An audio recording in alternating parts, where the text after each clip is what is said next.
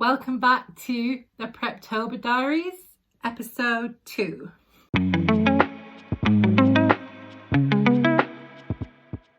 Hey, hi, hello, and welcome back to my channel. If you're new here, my name is Melanie Steele and I write all things cozy.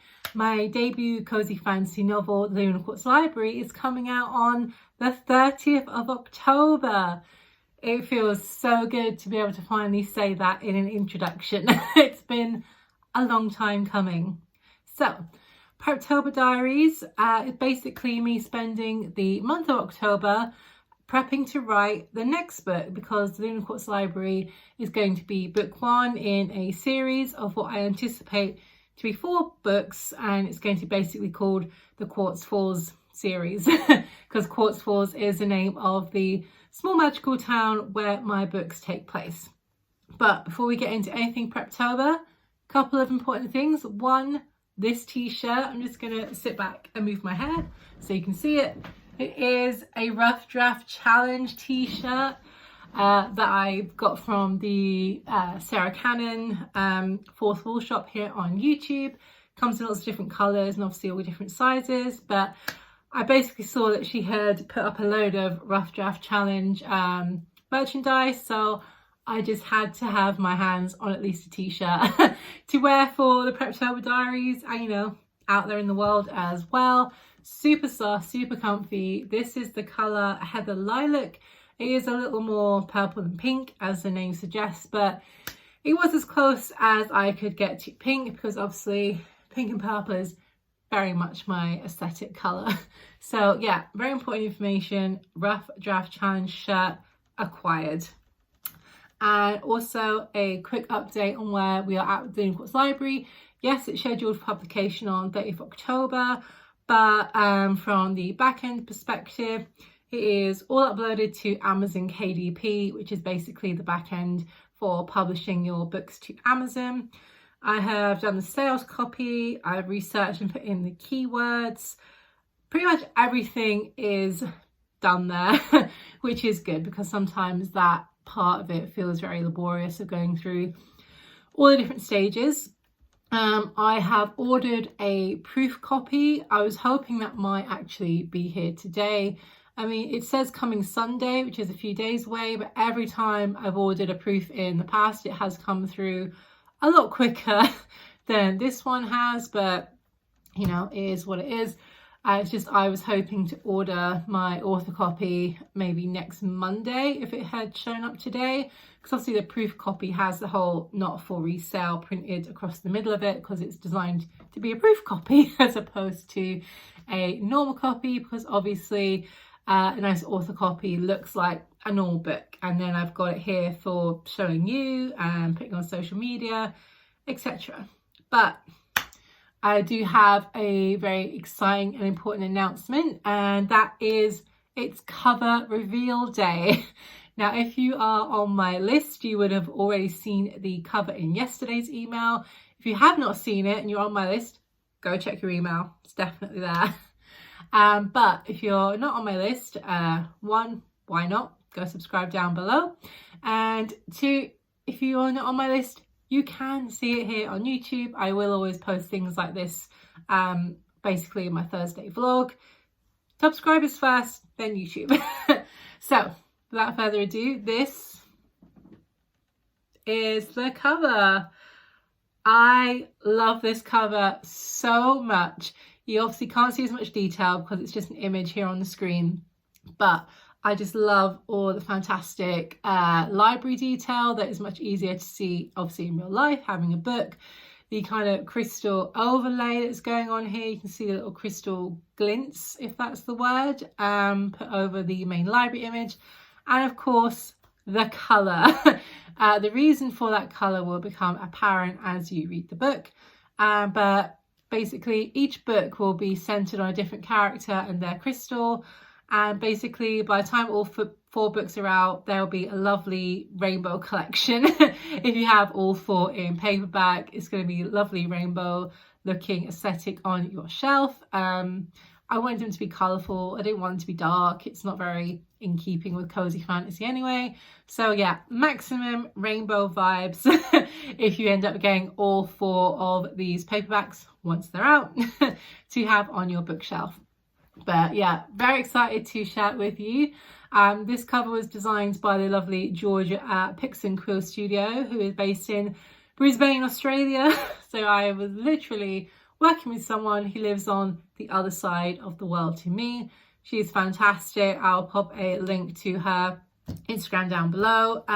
Very reasonably priced as well. So if you don't have a huge budget for a cover, but you want to spend a little bit more than say you would at a place like Get Covers, you're willing to invest a little bit more, Georgia's your girl. I'll put it down below. So those are all the updates for the Lunar Quartz Library. Now we are going to move into Preptober updates. So I was able to spend some time yesterday just sitting here thinking, scribbling. I should really have recorded it. I completely forgot, but I will take you through it.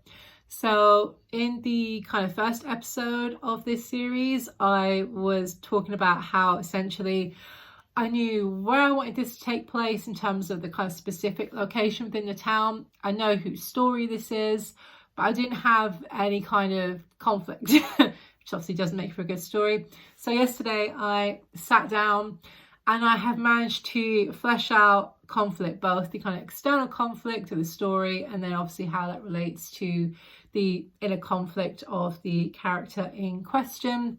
So I feel much more at ease with the kind of stage I'm at in prepping the story, because I felt if I don't know what's really going to happen, what the meat of the story is, I can't do any more prep because there is no story without the conflict. So I just basically had everything set up. I had some nice lo-fi beats, I had a candle going, I had a nice cup of coffee, and I just sat in here for an hour and I kind of jotted down all sorts of ideas, no matter how random they were, and then that has helped me to work through the conflict. One of the things that became apparent to me, as it will do with anyone who's writing a series, is about how much do you kind of give away in each book. Obviously Lunar Quartz Library is introducing you to the world of Quartz Falls, and we get to have a kind of basic introduction to the magic. But obviously going into book 2 and beyond, I need to kind of expand that magic, which means I need to think about how it works in more detail. I mean, I've got a solid foundation here and I've certainly got, you know, plenty of artistic license to take it in various directions, but where do I want to take it? So that is also something that I am working on as we are going through Preptober. It's very exciting. There's so many different options because, you know, it's my book and I'll write what I want to. So many different ideas for the way that this magic could go and the things that it is able to do. I kind of just love how that world is going to come to life more and more with every book in this series. And it also meant I had the chance to think about some more small town festivals and celebrations, because we only get kind of one in this book because of all the events that happen. But obviously no small town, real or imagined, is complete without, you know, at least several festivals, maybe each season even, in which people gather and celebrate. So I'm also having fun thinking of different ideas for that. Essentially, I'm just having a lot of fun, just letting my mind wander and think about all the things that could be a possibility within the story. I have also made a decision about the particular structure that I want to follow with this book. In the first book, it's very short, snappy chapters, and that makes a lot of sense because of how the story unfolds. My other reason for doing kind of shorter chapters with the first book is that one of the number one complaints about cozy fantasy is that it's very slow. And I get that. Obviously, cozy fantasy and slow kind of go hand in hand. but I myself have read some, and sometimes they do feel too slow for me personally. Obviously, we don't want it to be super fast paced, because trying to maintain that pacing and keep things cozy, it's going to become difficult. I wanted to kind of strike a balance between, this is a lovely cozy world, but let's have things kind of moving, and particularly for people who might be reading this that haven't read a lot of cozy fantasy before. Most other genres tend to move a lot quicker, so I was just hoping that I would kind of capture the cozy but not have it too slow and keep people engaged. This book, because we are now kind of fully established in the world, I want to use the 27 chapter 3-act structure, which I think is more common across other genres of book.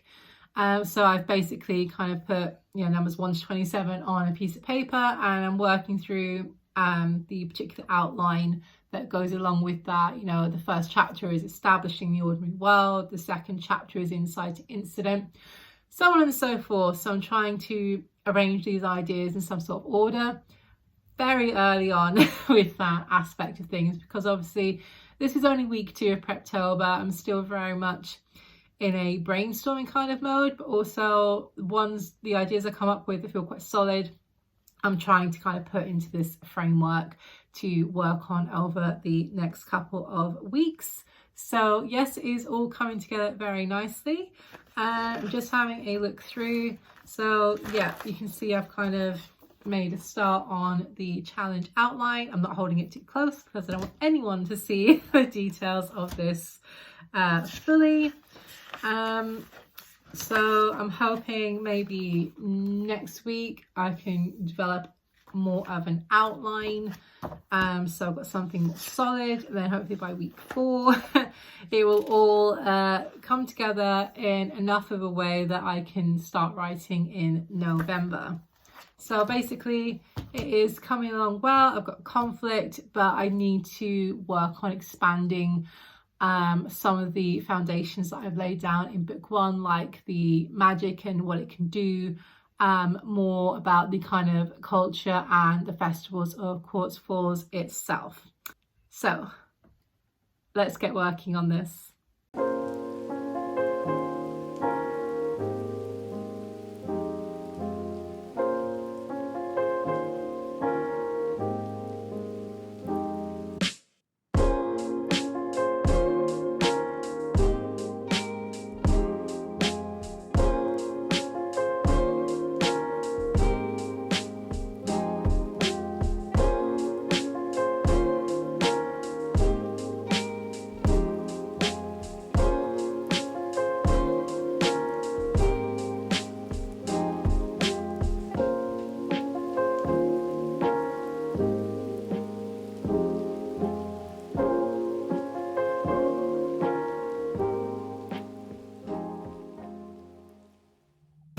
Okay, so I have worked through some more of the story, and as I was saying, I'm trying to fit things that I feel confident in into that kind of 27 chapter structure, just so that I can see overall where the story is going.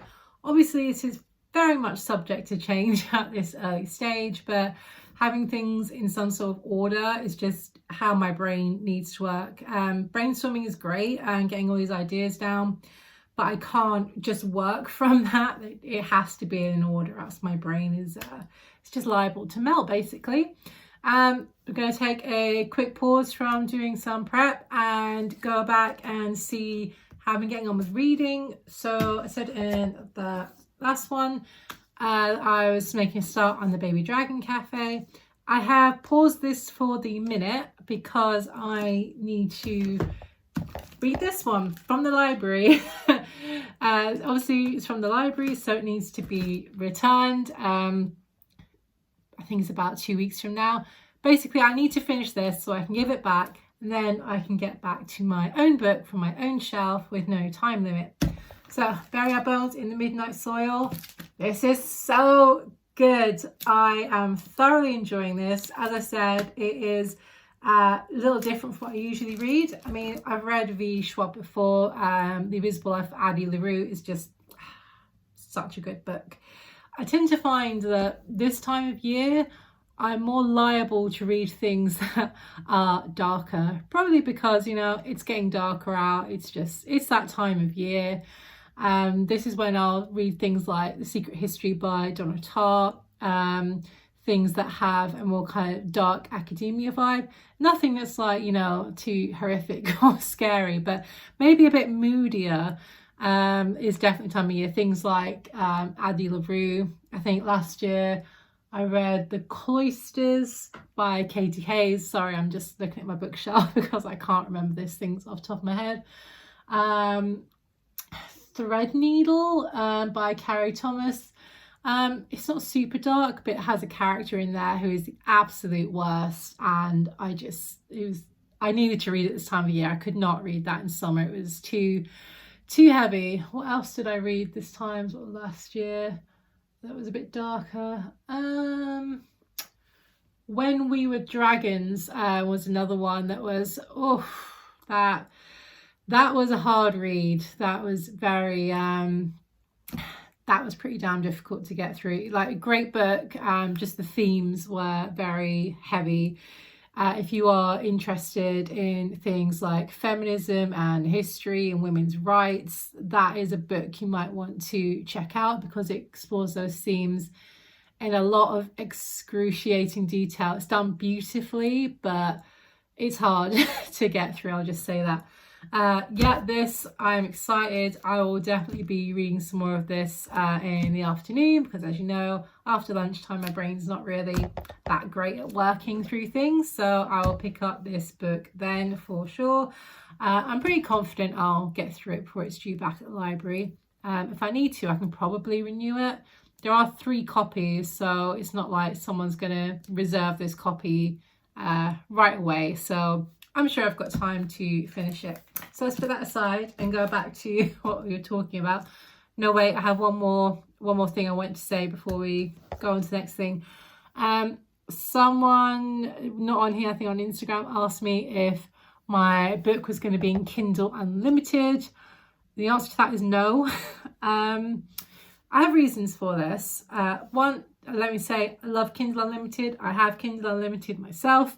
That's not the issue here. Kindle Unlimited is a bit of a two-edged sword. Not a two-edged sword, a double-edged sword. Get your sayings right. Kindle Unlimited is fantastic for certain types of books and certain situations. For example, if you write romance, you have an audience of voracious readers. It is one of the most well-read, if that's the expression, genres. People read book after book after book in romance. Kindle Unlimited works so well for that because people are looking for their next book, their next happy ever after fix all the time, and they tend to have Kindle Unlimited because there's just so many romance titles available in there. So you're going to get a really high read through. People are going to probably complete your book unless they don't like it.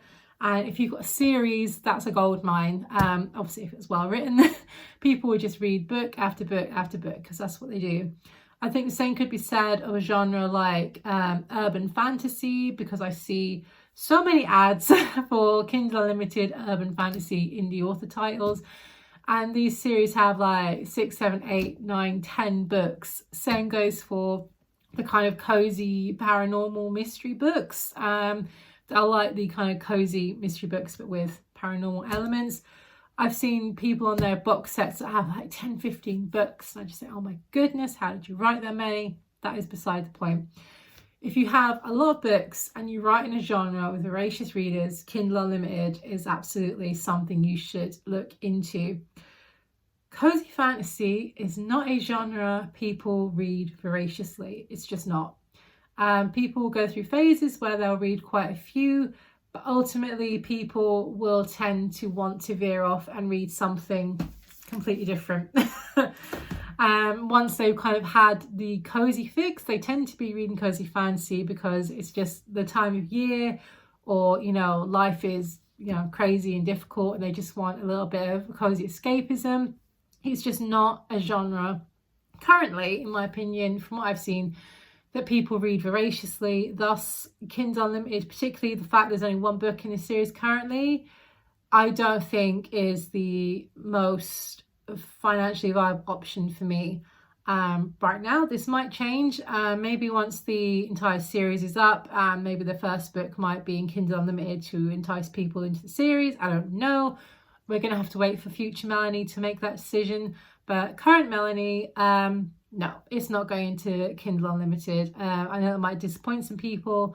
It obviously will be available on Kindle for you to read, and it's not going to be super high price because I can't abide Kindle ebooks that are ridiculously expensive, or maybe they're like £1 or $1, €1 cheaper than the paperback. I personally cannot stand that, so that will not be the case with this book at all. It will be affordable. And I hope that of course you will check it out. But yes, I just wanted to put that on there in case maybe any of you were having this question as well. Okay, I promise that's everything I have to say on that matter for this vlog anyway. Next up, I wanted to dive back into my story Bible. I would love to be able to film this overhead, but as we saw in the first episode, that didn't go very well. And also I've got overhead lights in here that are on today. It's casting shadows on everything down on my desk. So I'm basically just going to film it as I normally would. So you'll see me kind of scribbling.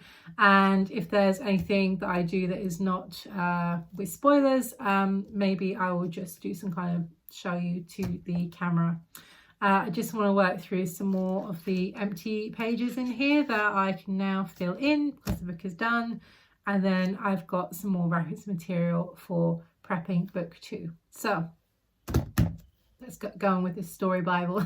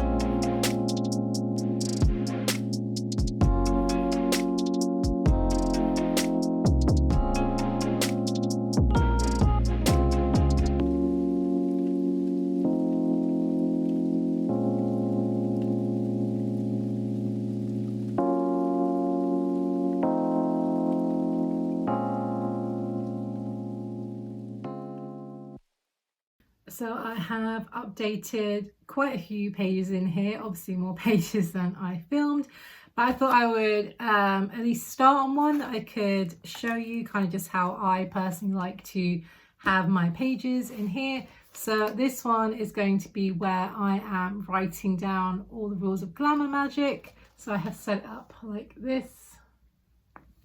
So I've got this nice kind of sparkly washi tape, and these are just nice gold foil stickers. Just take my kind of shiny pens and set it up like that. And I will no doubt add more stickers to it because that's just what I like to do. It's just handy so that I keep a track of what I have said glamour magic in my books can do and what it can't do. Because obviously if you are writing a book with any kind of magic system, trying to keep every rule of said system in your head is a bad idea. And you don't want to write in book 1 that this kind of magic could do this thing, and then in book number 2, oh no, it can't do that, because people will remember, probably more so than you, and be like, oh, but you said like it couldn't do this before. So yeah, keeping track of such things, and of course all other details is definitely the way to go. I know a lot of people do this in Scrivener, which is what I used to write, but I just like having it in this nice pretty book. That's just me. So I'm going to put my bookmark in so I know where I was. Okay, time is getting on. I need to go do some non-writing things now. I actually have to go do some gardening, which is very unusual for me. Normally things outside the house are very much my husband's domain. but he has been very busy fixing our shed roof. The felt kind of blew off a couple of weeks ago. Well, not all of it, but in part blew off a few weeks ago, and he has been out there very busy sorting out how to fix it and stick it back down, refelt it, put wood hardener on. I don't know. It's not my cup of tea. But there's some other stuff that needs fixing out in the garden, that's looking kind of a bit untidy. And because he's busy doing that, I'm just going to kind of go out there and do it myself, and then it's done. I would rather do these things, which are very minor, than have to deal with any kind of fixing of anything. Looking at the sky, it's looking a bit grey. So I'm going to go get changed because I'm not wearing this very nice t-shirt to garden in. Go do that, and then I'm probably going to breed some more of Bury Our Bones in the midnight soil. So yeah, I hope you have, I don't know what's going on here. I hope you've enjoyed episode 2 of the Preptober Diaries. I was thinking maybe in episode 3 I could share some tips for things I have learned just from the past few weeks. I was also debating maybe sharing some meal ideas, because I know I've said in the previous episode that I meal plan in advance, but it struck me that not everyone does that. I just thought people are watching this because they're doing their own Preptober, and they want to see what someone else is doing, which is, let's be honest, that's why we're watching YouTube videos. I thought someone else might perhaps find it useful to have ideas for things that are quick, easy, don't require much effort, could be thrown in the freezer for use at a later date. Because obviously if you're doing Preptober and you're also working a full-time job or a part-time job or raising kids, anything that is eating up large chunks of your time, and you want to use the precious time you have left to write, maybe things like meal ideas and other tips that I have learned could help you do that, because that is what I would like to do. For anyone who's watching that does write, I would obviously like to be able to help you from the experience I have had, because it might be useful for you, it might not. We'll just see how it goes. So yeah, I will try and include some of these tips and ideas in my next vlog. And it also kind of gives a bit more variety, because you don't always just want to see me scribbling in a book or typing on my keyboard. I want to try and keep the content a little bit more varied than that. So I'll stop rambling. Thank you so much for watching. If this is your first video here, you might want to go back and check out episode 1. I will pop a link up here, and it might give a bit more context to this video. But if you liked it anyway, please do go ahead and subscribe and hit the button down below. I upload a topic video every Tuesday and a vlog every Thursday. And for the month of October, the vlogs will be the Preptober Diaries. Thanks so much for watching. And if you are doing Preptober, best of luck to you. And I hope you are having a wonderful time. Thanks so much for watching. Bye.